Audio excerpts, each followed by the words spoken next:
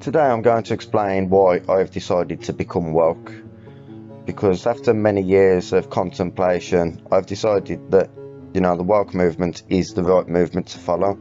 It's compassionate. We show compassion to people that are trapped in the wrong bodies, and women walking around with big massive penises. I mean, what a horrible experience it must be to be a woman walking around with a big massive penis. So we believe that anybody can be anything that they want. If a woman with a penis believes that she's a woman, then obviously she should be allowed to use a women's bathroom, because she is actually a woman. I mean, they have period poos, don't forget. I mean, these people having period poos and blatantly women, and anybody that thinks anything else is totally intolerant, and they should be arrested and cancelled. And we don't want to see these kind of people, anybody who disagrees with these ideas, because we're all about inclusivity and diversity. That's why we tolerate absolutely everything. We will tolerate any kind of belief system, and if you believe that you're a bloody female version of the Easter Bunny or something, then then obviously we would support that 100%. Obviously we would, obviously that's just a compassionate side of us, I suppose. So we support absolutely all forms of diversity, and we tolerate absolutely everybody and everything except for Christians, obviously, and facts, and anybody who disagrees with us. But other than that, we believe in full diversity and tolerance of all belief systems, and we hate offensive jokes. Obviously we hate words, because words can be so violent sometimes, and people get hurt with words. So therefore we always say, if you haven't got anything nice to say, then really you shouldn't say anything. But despite that, I still do believe in full freedom of speech and expression for everyone in the world. I mean, it doesn't matter what you believe, you should be allowed to voice, to have full freedom of speech and freedom of expression, and the right to speak without being locked up. Obviously you should be allowed to do that, obviously, except for Christians and intolerant people. Again, they shouldn't be allowed to do it, but everybody else should. The rest of us tolerant people should definitely be allowed freedom of speech and freedom of expression. So that's pretty much the gist of what I believe. Now I'll probably go into it a little bit later, a little bit more on what I believe, because now I feel like I actually do believe in real freedom. I think I was misunderstanding what freedom meant before. But before I go, I just want anybody to, I just want to mention, I've been watching HBO's absolutely brilliant The Last of Us season 2, and I was nearly in tears watching it, and I just know that Ellie is going to be an absolutely brilliant dad. I can just see it coming. But yeah, thank you very much anyway. I'm out. Yeah, today I want to further explain my new woke beliefs, because I've been, like I've explained in my previous video, I've been woken up by the mainstream media and by the entertainment industry. I'm fully woke now, and I'm on board with all the wokeness. And there's a question going around the internet I want to address, which is, what's more dangerous, a bear or a man? Which one would you rather be stuck in a room with, one bear or one man? If you was a female, which one would you choose to be stuck in a room with? And obviously to me it's an absolutely stupid question, because obviously the answer is definitely a bear, because a bear is proper cute. I mean, there's no way a bear is going to hurt you. It's just way too cute and cuddly, and they wave at people, and they're just like big giant puppies. And polar bears, even them, they're just too cute to hurt you really. And you could just run up to it and start cuddling it and lie down with it, and it'll look after you and protect you. So definitely I'd rather be stuck in a room with a bear than any sort of a man. if I was a woman. Obviously I'm not a woman, so it's not really up to me to say, but I just look at it like this: how can something as cute as a polar bear be dangerous? But when you look at men on the other hand, I mean, have you seen some of the stuff that men actually write on Twitter and Facebook, and you know, the fight in the streets and stuff? You never see polar bears and grizzly bears fighting over a football match. I mean, Dahmer was a man, you know, Jeffrey Dahmer. Well, I think he was a man. I don't really want to assume his gender, but I'm sure Jeffrey Dahmer identified as being a male. So yeah, definitely I think I'd rather be stuck in a room with a bear rather than a man. But if I could choose out of a bear or a woman with a penis, I'd probably choose a woman with a penis, because, you know, women with penises are stunning and brave, and, you know, and they're usually super tolerant of everybody. So yeah, it depends on the situation. I think preferably I'd rather be stuck in a room with a woman with a penis than a bear or a man. But, you know, if it had to come down to it and I had to choose out of a bear and a man, I'd probably choose a bear, be stuck in a room with a bear, because men are so dangerous.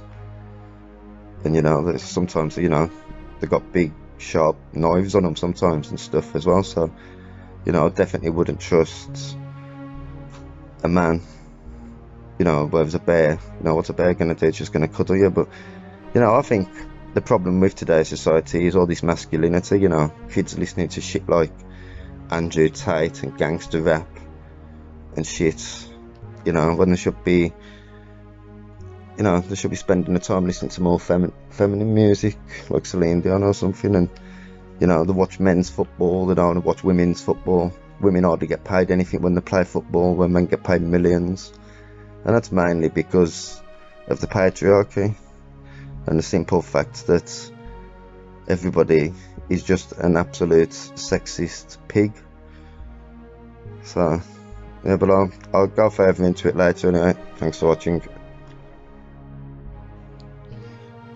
Today I'm going to look at diversity. Well, more realistically, I'm going to look at the lack of diversity in some towns and cities in the United Kingdom. I come from a very diverse city, so when I travel around certain towns, I'm always surprised by how, you know, backwards they are. I mean, there isn't no diversity. I mean, what is a place now without diversity? I mean, you know, you go around some towns in England and it seems to me like they're just refusing to let go of culture, their own history and traditions. I mean, you know, they're like desperately clinging onto them. And, you know, the far right obviously hate diversity and they use it as an excuse to say racist things on the internet.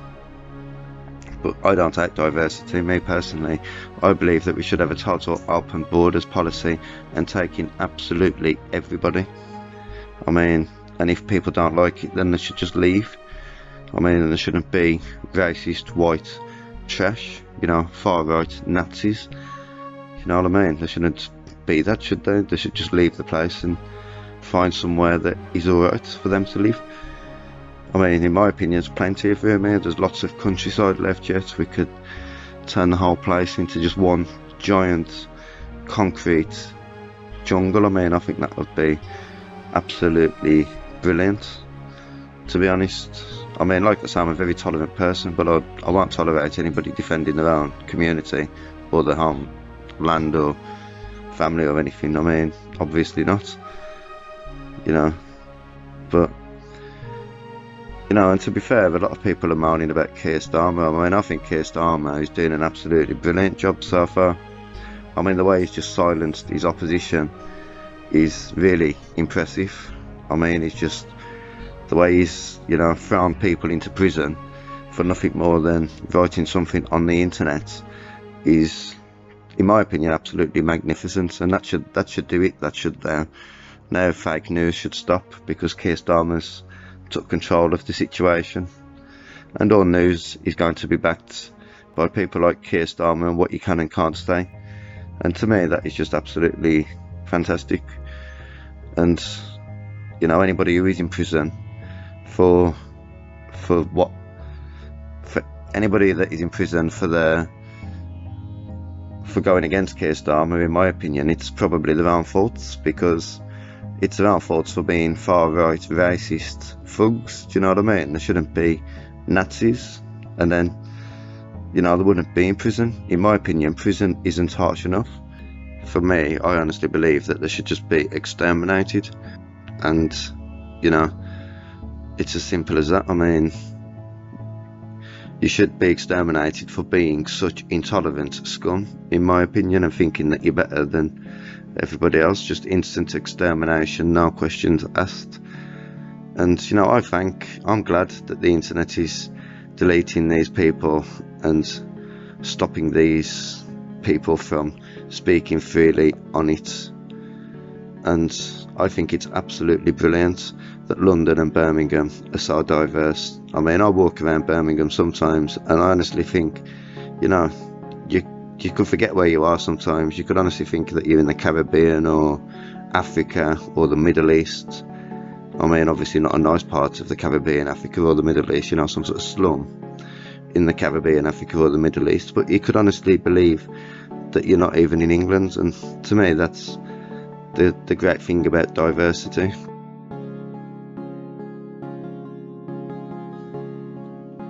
For this video, I'm going to look at global warming and Just Stop Oil, and I'm going to explain why I believe that global warming is real and very dangerous, and why we should all just stop using oil. I mean, to start with, I mean, global warming is getting so dangerous now that it literally set LA and Hollywood on fire earlier on this year. I mean, the sun was so hot that it actually set the earth on fire. I mean, and that was all caused just because of global warming. If it wasn't for global warming, then that probably wouldn't have happened. I mean, obviously I'm a vegan, so I don't contribute towards global warming as much as meat eaters, because obviously I don't eat meat, and you know, the cows and the sheep are in the fields and they're farting all over the countryside and they're polluting the air, and it creates methane.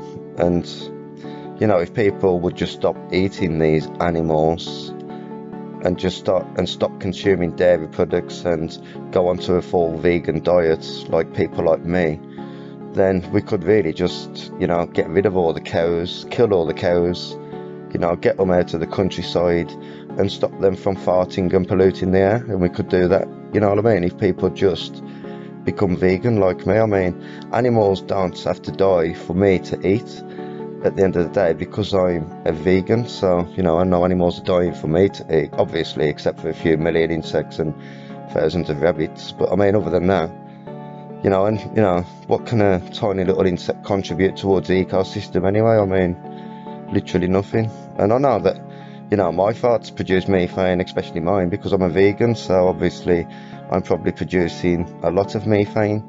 But I think a small amount of methane into the atmosphere in exchange for my brilliant ideas and compassion is really a pretty small price for the earth to pay. You know what I mean? Whereas cows haven't got these brilliant ideas and they haven't got the compassion that we've got. So, like I say, there is a downside to everything, but everything has got its benefits as well, and you just have to balance it out. I mean, like I say, global warming is getting so bad now that if we're not careful, I'm pretty sure that in the future people are just going to start spontaneously combusting, and then nobody will be laughing then. That won't be a laughing matter, will it? And all of our cities are going to be underwater, which, you know, obviously it's got its benefits if our cities go underwater. I mean, it would definitely create more diversity.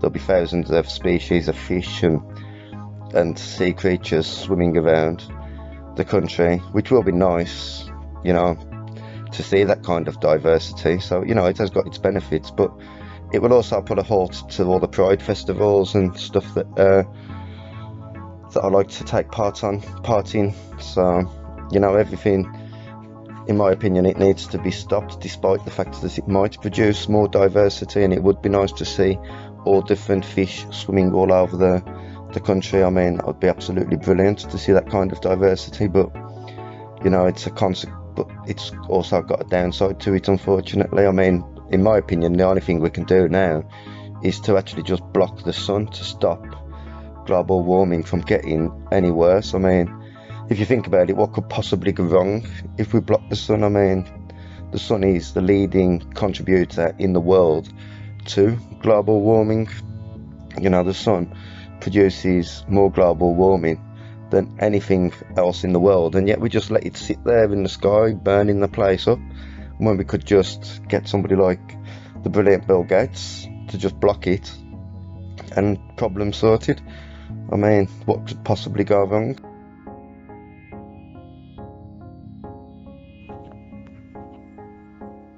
Yeah, so to continue with my newfound welcome and explaining why I'm now woke, and today I want to look at internet censorship.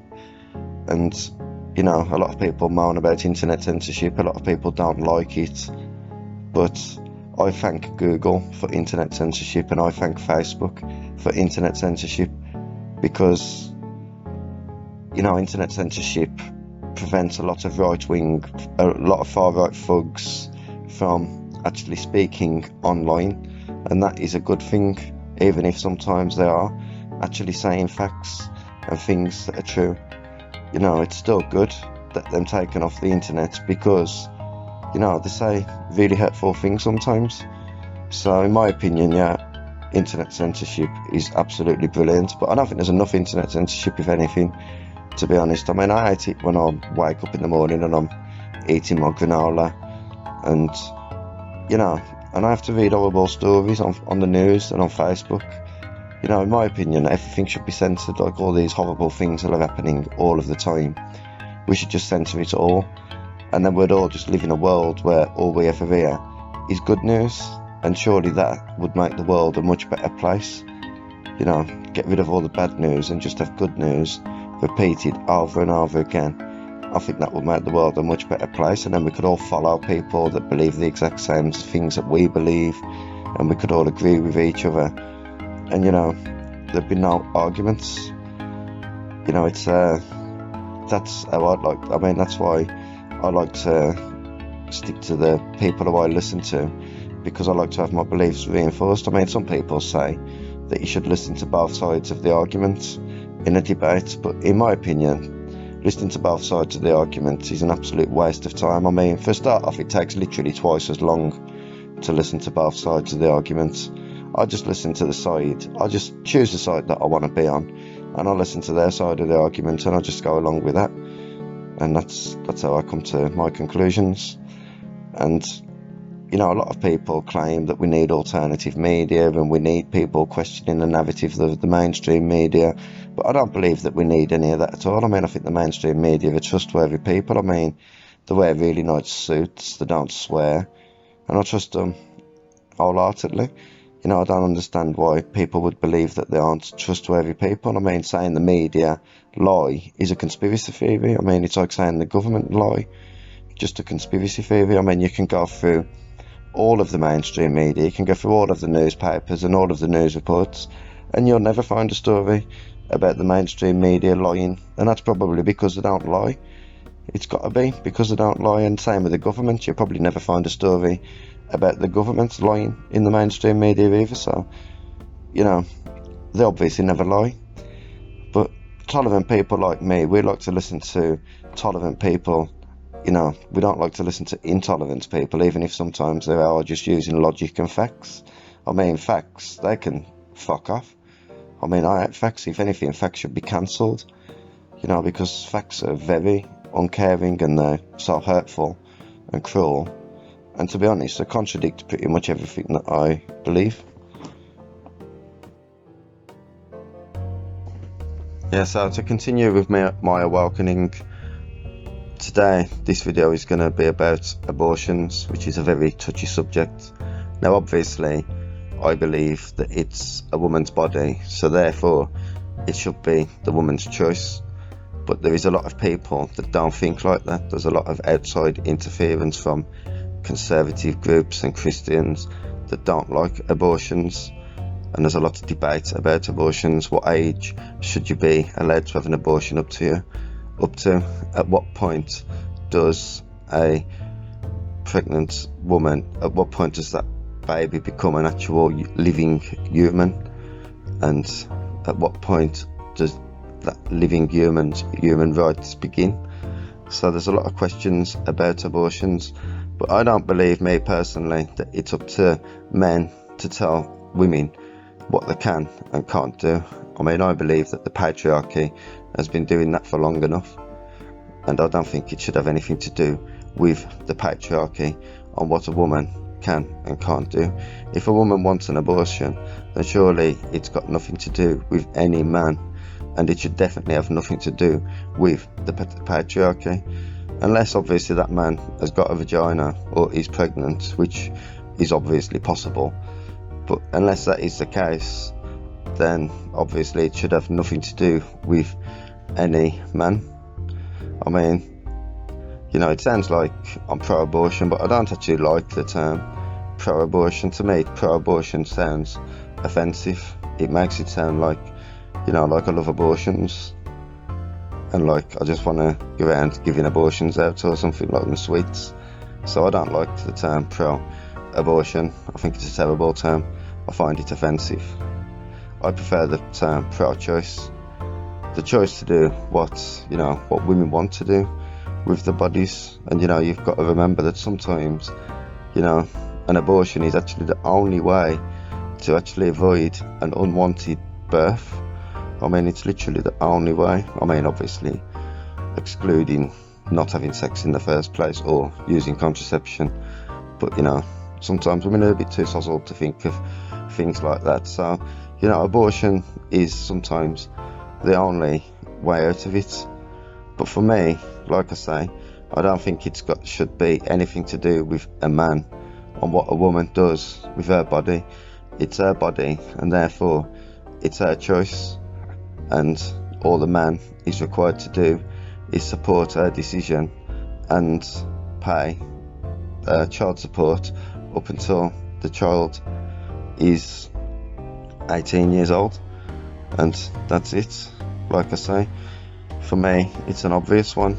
It's, you know, as women say, my body, my choice.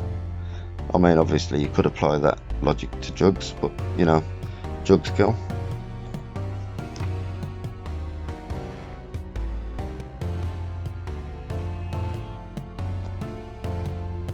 Yeah, so to continue on with my newfound wokeism, I mean, I'm pretty worried about what's happening with Israel and Iran at the moment. You know, I worry about Ukraine because, you know, I hope the British government don't forget to carry on funding their war against Russia. You know, I hope these other things don't overshadow it. You know, I know we've already spent billions on that war, and we've also spent billions in taking in refugees that war has created, but, you know, we can't stop now because Putin is definitely on the back foot. I mean, he's been on the back foot since the very start of the war. I mean, I know he has because I watch the BBC all the time, and, you know, he's got cancer and he's been losing his mind, you know, so we've definitely got him sweating. And, you know, I remember the BBC saying years ago that he's nearly done, so he must be really desperate by now.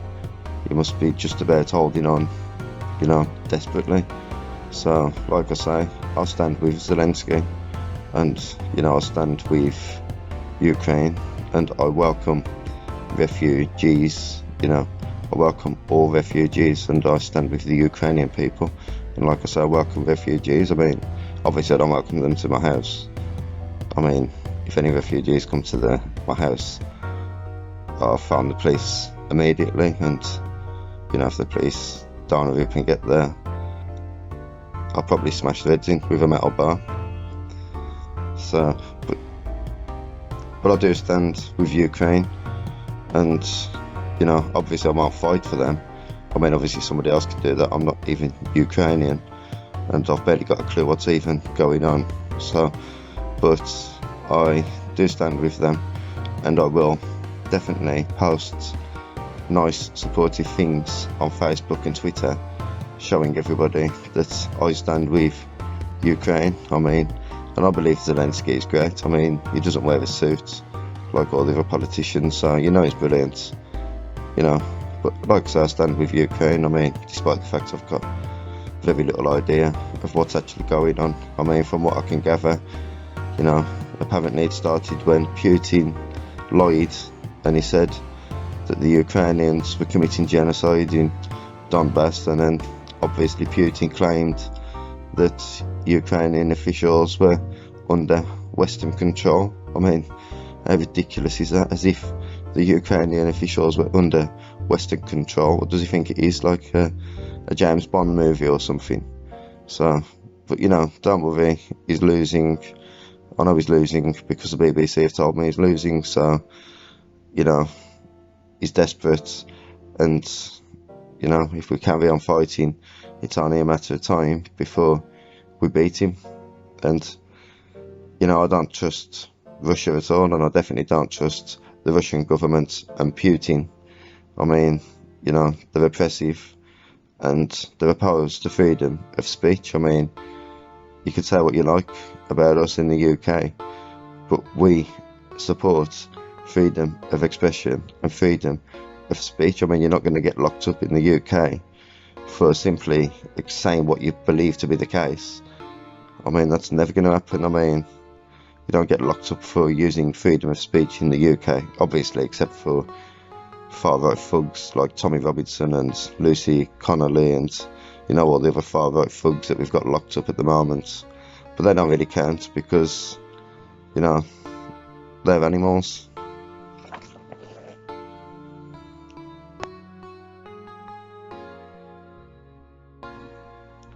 So to continue with my newfound wokeness, I want to look at Hollywood, because Hollywood is absolutely brilliant in my opinion, and I love how progressive and forward-thinking Hollywood actually is. I mean, you know, I love the way that Hollywood and the entertainment industry constantly point out political injustices, and the way that they promote these forward-thinking and progressive political ideologies is, you know, great. And they also represent the LGBTQ community, and obviously that is also brilliant. You know, when I used to watch old television back from the 1990s and stuff, like from when I was young, you know, you'd be watching these horror films like, you know, like The Evil Dead and, you know, whatever you watch, Friday the 13th or Nightmare on Elm Street. And I always used to just think, you know, that these films would be so much better if they just had, you know, a bit of gay or lesbian sex, or, you know, just at least a lesbian kiss or a gay kiss or something. You know, it was, you know, terrible back then. There wasn't no representation and there wasn't no depictions, but Hollywood have come along and they've nailed it. They've sorted that problem out, and, you know, I can't wait to watch the new Snow White movie. I'm waiting for it to come out on DVD. It looks absolutely brilliant. I mean, I know they haven't used no real dwarfs to play the dwarfs this time, but that's because obviously it would have been offensive and create negative stereotypes to do so. Well, at least that's what Peter Dinklage said. But it's funny though, because I'm sure Peter Dinklage has played a dwarf in every single film I've ever seen him in. But that's probably just because he plays such a convincing dwarf. So, you know, I think what's offending him is the fact that the dwarfs are depicted as living in caves, and he says, you know, it's backwards to have dwarfs playing dwarfs that are depicted as living in caves, which, you know, it is backwards. It's quite offensive to think that dwarfs are living in caves. I mean, obviously dwarfs don't live in caves. That's absolutely ridiculous. I mean, I don't really know where dwarfs do live. I'm sure they live in mushroom kingdoms or something, but definitely don't live in caves anyway. That's offensive to say that they live in caves.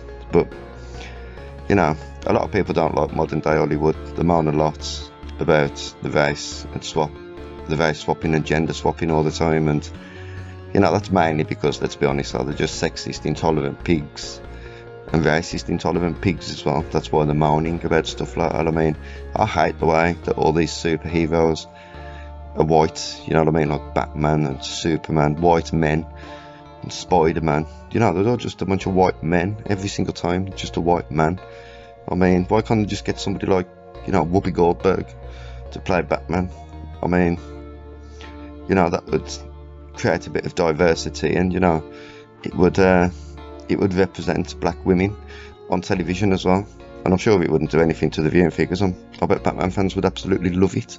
Whoopi Goldberg's a brilliant actress, you know, totally underrated, and you know, for me it would be absolutely brilliant to watch that. But I don't mind them swapping, you know, genders and races for movies. I mean, I've always said I'd love to watch a Romeo and Juliet, you know, with the Mountain playing Juliet and Peter Dinklage playing Romeo. I mean, for me that would be absolutely brilliant.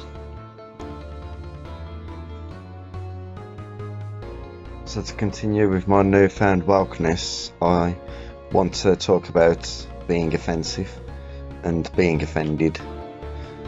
You know, because since I've woke up, I've learned the importance of not offending people. You know, before I woke up and before I became woke, I used to just carelessly blurt out facts with no consideration of people's feelings or culture. You know, like, I had no empathy for what they believed. If a fact dismissed it, you know, I used to blurt it out, you know. And, you know, if I used to be approached by a trans woman, you know, then I used to say horrible things, like, you know, I used to say things like, you look like Hulk Hogan's got stuck in a bloody makeup factory or something, like, you know. But now I don't behave like that, because trans women are women. I mean, you know, we should always remember that trans women are real women, you know. So if a trans woman approaches me now, I'm not fazed at all, and, you know, I just go along with it, and I make sure that I don't offend her. You know, like, I look at it like this. I mean, a cis woman can make your day, but trans women make your whole week, if you know what I mean. So, and, you know, for me, I think it's offensive to treat a trans woman like she's actually a man. Do you know what I mean? Like, you know, what really offends me is when people say things like they wouldn't sleep with a trans woman. It's like, why the fuck not? Why wouldn't you sleep with a trans woman? It's because you're a transphobic cunt, isn't it? That's all it is. I mean, Keir Starmer has, I mean, and he's not gay. You know, it's not gay. Sleeping with a trans woman is not gay, because a trans woman is a woman.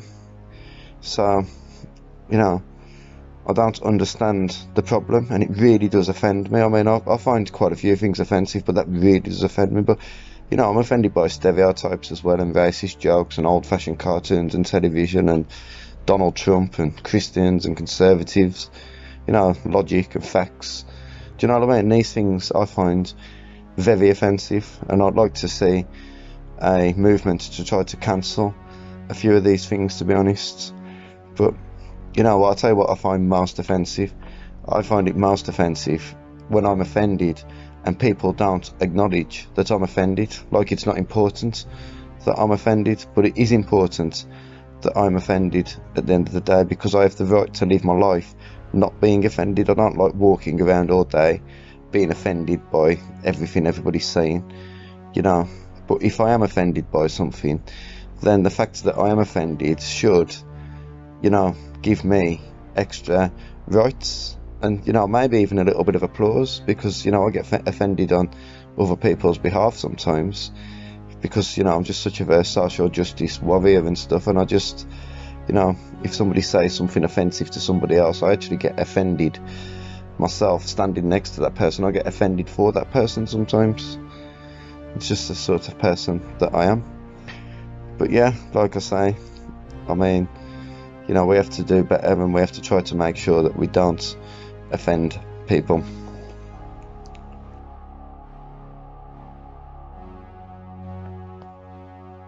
So this is today going to address toxic masculinity. I mean, I've been watching Adolescence on the brilliant Netflix, and, you know, it got me thinking about toxic masculinity, to be honest, and it's something that really does offend me. Toxic masculinity does. I mean, it is very offensive, and to be honest, I blame people like the Tate brothers, you know, Andrew and Tristan Tate. I think they're responsible for a lot of this toxic masculinity.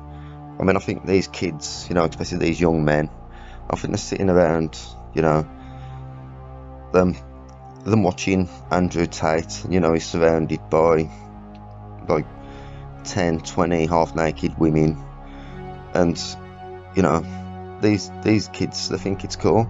They think it's cool that Andrew Tate is surrounded by all these half-naked women. The fucking bastard. You know, they're impressed by you, so they aspire to be like Andrew Tate. And these poor women, you know, I'm sure that they tried to escape if they could, but they probably drank too much champagne, you know, so they're stuck there with him, and you know, they're paid to go on the internet and find old men to exploit, you know, old lonely men, so they can exploit them and take money off them, and then they get exploited by the Tate brothers. I mean, it really is probably enough to make your heart weep. I mean, it is heartbreaking what happens, but you know, I'm sure that they'd escape if they could, but obviously they can't, because like I say, they're naked, and they've probably drank too much champagne, you know, so they can't escape. It's out of the question. But I don't understand why these toxic males, like the Tate brothers and Russell Brand as well, I mean, why do they always find themselves surrounded by half-naked women? I mean, I'm a good person, and I know I've only ever seen one naked woman, and she had a penis. But, you know, it's not just Andrew Tate. I mean, like I say, Russell Brand is toxic, Henry Cavill, I've heard he's toxic, and Tommy Robinson, I mean, obviously, he's also toxic. But it's good to see that the music industry is taking steps to move us away from toxic masculinity. I mean, I think if you look at the 90s and the early 2000s, you know, a lot of people was listening to like Guns N' Roses and System of a Down and Eminem and DMX. You know, it was all full of toxic masculinity. You know, I'm kind of glad that they've moved away from that now, and now they've made it so music is less toxic and there's less toxic masculinity in it. I mean, now even the males are feminine, and you know, in my opinion, that is brilliant. I mean, it's brilliant that they've taken the toxic masculinity out of the music industry. I mean, I know some people complain about everything, and they say that, you know, the music industry is hypersexualized now, and it's all just women, you know, dancing around in their underwear and shit, like basically doing the same as Andrew Tate, just selling sex, except Andrew Tate's at least selling it to lonely adults, whereas the music industry is probably just selling sex to kids, according to some people. But I don't see it like that at all. I mean, that's ridiculous to me. But you know, obviously there's a few bad eggs in the music industry, like Diddy, you know, but it's mainly filled with, you know, brilliant, progressive-minded people. Do you know what I mean? Like Chris Martin out of Coldplay. I mean, he's absolutely brilliant. I mean, some people, you know, again, criticise him, call him a champagne socialist and a hypocritical wanker.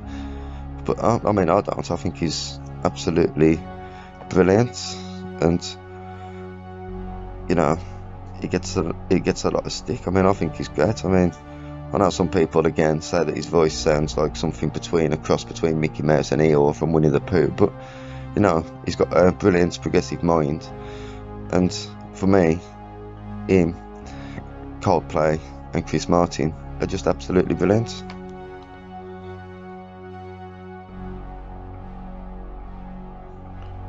Today I'm going to talk about Donald Trump, because people like me, us progressive woke people, we hate Donald Trump. You know, I mean, we hate everything about him, and you know, we ask ourselves, why does he keep walking about with orange skin? And you know, he's a racist, hate monger and a womanizer, and he's another one of them, like Andrew Tate and a lot of others. He's full of toxic masculinity, and to me, I think he's basically a Nazi, and him being in power has made the world a much more dangerous place.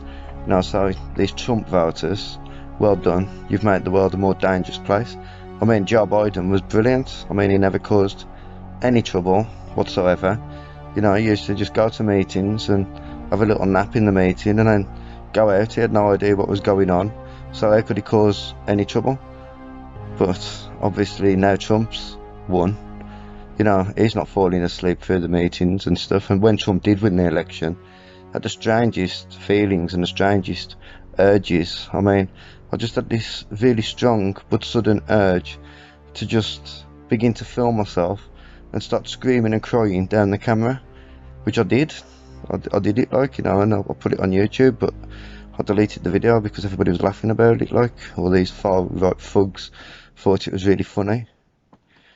But yeah, I don't see what was funny about it. I mean, why can't America vote somebody progressive like Keir Starmer, you know, like Labour in Britain? I mean, mind you, Keir Starmer did annoy me a little bit recently when he said a woman is an adult female, you know. But I do think he said that out of desperation, because I think his hands were tied, and, you know, it's literally took him years to answer that question anyway, so he did everything he could. But eventually, like, you know, somebody used one of our worst nightmares against him, and that's logic, and, you know, he had to concede to the logic, you know. Like I say, there's a few things I'd like to cancel, and logic and facts are a couple of them things. I don't like logic and facts. But to me, like I say, Donald Trump is a dangerous man. He's a warmonger, and we're in big trouble now. He's in power, like I say, he's a complete warmonger, and that's why he refused to go to war with Russia. You know, I think he's probably Putin's puppet. Do you know what I mean? I think he's under the thumb, and, you know, Putin is actually controlling Donald Trump, and that's the only reason why we haven't gone to war with Russia. I mean, I'm all for peace, but not when it comes to Russia and Putin. There can be no peace with people like Russia and Putin. We have to fight that war, and I know that we have to fight that war because I've been watching the BBC, and the BBC has told me that we have to fight that war, you know. But in my opinion, America should have voted for Kamala. I mean, I think she was absolutely brilliant, and it would have been amazing to see the first ever black female president. I mean, or is she the second? I can't remember, but it's one anyway, I can't remember. But that would have been brilliant, and I would have been so proud. And I'm sure that if Kamala Harris won the US election, then I'm sure that by now she'd have probably already had Russia beat. Do you know what I mean? Russia would have already been beat. Well, either that or she'd have caused World War III and a chain reaction of nuclear attacks, but I doubt that was going to happen. She'd have beat them. So to continue with my newfound wokeness, I want to speak about modern men. Because, to be honest, I spoke about toxic masculinity in a previous video, you know, people like Andrew Tate and Russell Brand, you know, and all these other toxic males and the mentality that they've got. And I didn't actually give any credit to modern day men, because in my opinion, modern day men are so much better. And a lot of these modern day men have now decided to completely move away from toxic masculinity, or masculinity of any description, to be honest. And I think that's absolutely brilliant, you know, that they've done that.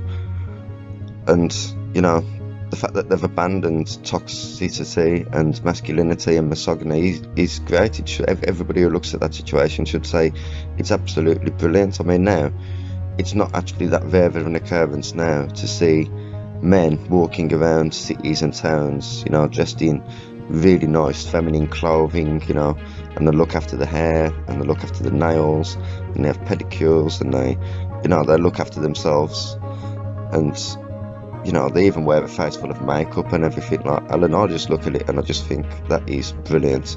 That is so progressive, you know. And I know some people would say, you know, that these men are not manly, and, you know, they're not actually real men. Some people would say they're not men in the head, you know, like they haven't got the mentality of the traditional old-fashioned men. But I say bullshit. I mean, why aren't they real men? What, they're not real men because they're in touch with the feminine side.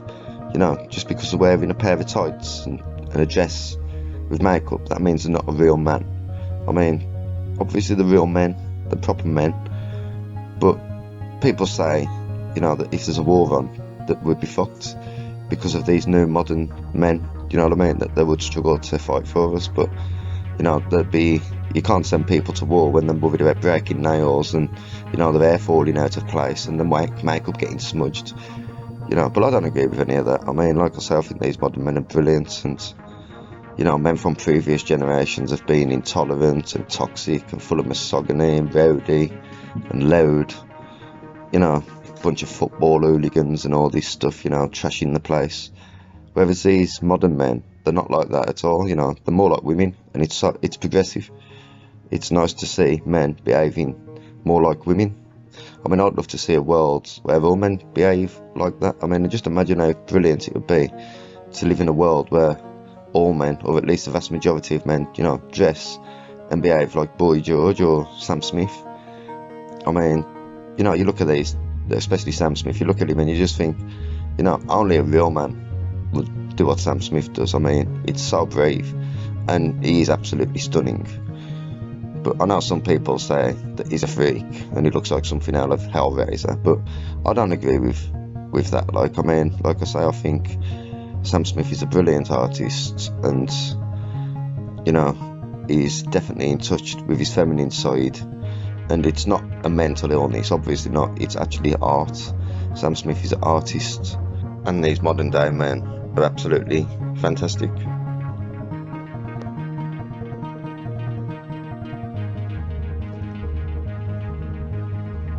So to continue with my newfound wokeness, I want to talk about weight shaming, because I find weight shaming to be absolutely toxic, and I don't believe that anybody should be judged by their weight. And to be honest, I find all jokes that reference weight offensive and toxic as well. I don't think there should ever be a time for a joke that references somebody's weight, and I don't think that we should ever laugh at somebody's weight. And to be honest, I even think that medical terms like morbidly obese, you know, to me, morbidly obese sounds cruel and offensive. I mean, it sounds like you're describing some kind of big, sweaty, slimy pig creature, do you know what I mean? And in my head, when you say morbidly obese, I automatically picture, you know, drool and a snotty nose on a pig-like creature. You know, I picture something like Piers Morgan. To be honest, that's what I picture when you say things like morbidly obese. I mean, I wouldn't say Piers Morgan's morbidly obese, but he's definitely morbidly something. Probably morbidly grotesque and morbidly disgusting is a more accurate way to describe him, but he's definitely morbidly something anyway. But I don't believe morbidly obese should be used as a term to describe people. I mean, I think things like chubby or round or plump, differently sized, is probably a better way of describing people. And as for Piers Morgan, I'm not a big fan of Piers Morgan because I find him to be a transphobic, intolerant, you know, far right scumbag, to be honest. But I did agree with everything that he was saying during the COVID crises, you know, during the lockdowns, when he was exposing the selfishness of anti-vaxxers. I thought that was absolutely brilliant. I mean, you know, shame on the anti-vaxxers at the end of the day. I find anti-vaxxers to be selfish people, you know. They risk everybody else's lives because they've been misled by, you know, conspiracy theories and online influencers. You know, them stupid people that didn't take the vaccine. So I mean, for me, I think pharmaceutical corporations are absolutely brilliant. And without them, you know, COVID would have probably been absolutely unstoppable and would have probably been in a mess now. You know, would have probably still been walking around, you know, with snotty noses and coughing constantly. You know, so like I say, I think the pharmaceutical corporations was a godsend during the COVID crises. And, you know, I know some conspiracy theories say that the vaccines might have negative side effects, and there's been studies linking them to heart attacks and strokes and even psychiatric reactions, you know, and mental breakdowns. But, you know, I think that's all a load of nonsense, to be honest, because, you know, I've taken 25 jabs during COVID and I'm alright. I haven't suffered from anything like that. I mean, and, you know, I know the vaccines are safe anyway because, you know, the king of the mushroom people and his pet frog told me there was, so they told me there's no negative impacts on, you know, psychiatric conditions that's caused through the vaccines. And, you know, the king of the mushroom people and his pet frog know all of the world's secrets, so I know it's safe.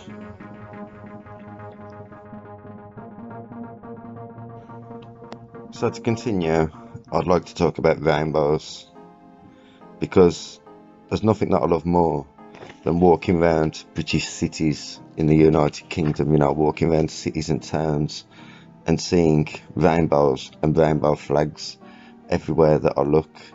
You know, you see them in banks and supermarkets and charity shops, and you see them in travel agents, and you know, you even see them in, you know, outside churches and things now, which, you know, is marvellous.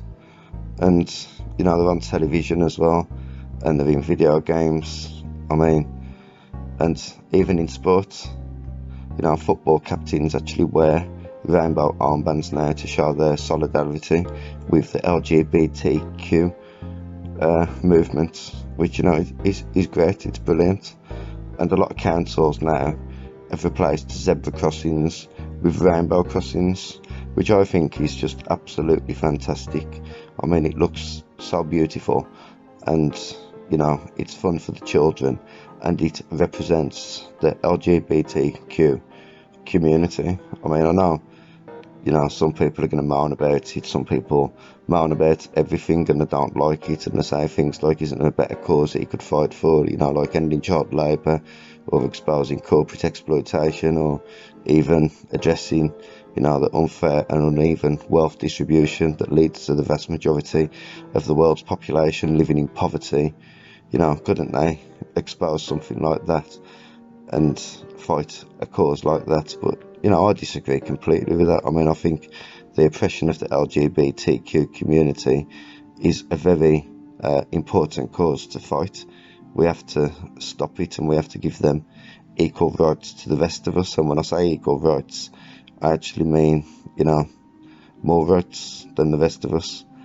But, you know, I walk around the cities, like I say, and I look at these flags everywhere. Everywhere that you look, there's a rainbow flag. And, you know, I think it's really marvellous, like I say. And I know you've got, again, these right-winged extremists, you know, homophobic, transphobic fascists, and they say things like, you know, gay people are actually overrepresented in media and in the entertainment industry. They state facts and things like, you know, but at the end of the day, we don't care about facts, so you might as well just keep them to yourself. And then you've also got some conspiracy theorists on the internet that draw comparisons to the rainbow flags being similar to the Nazi flags that was everywhere all over Nazi Germany during World War One and just before World War Two and just before World War Two.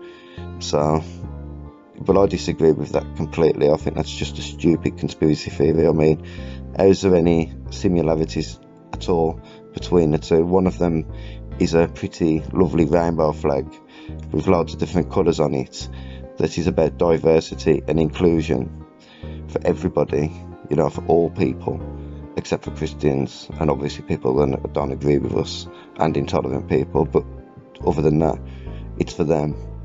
It's for, you know, for the rest of us, at least. When a swastika was never about that.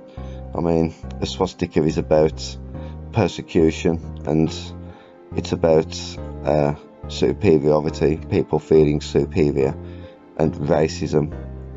So for me, there's no similarities at all, and people who try to say that there is are just conspiracy theorists. But like I say, there is always people on the far right that do talk like that, and you know, and like I say, they keep saying things like, you know, why not expose Christian persecution in Islamic states and in China, or, you know, expose corporate child slavery used by the exact same companies that are promoting these sick and twisted ideologies. But I don't agree with any of that. I don't know what they're even talking about. But I'd like to see, like I say, I know some people think that it's too much with the flags, but I disagree. I think we should have more. I think it's a shame that we can't paint a whole city the colours of a rainbow. That would be truly marvellous.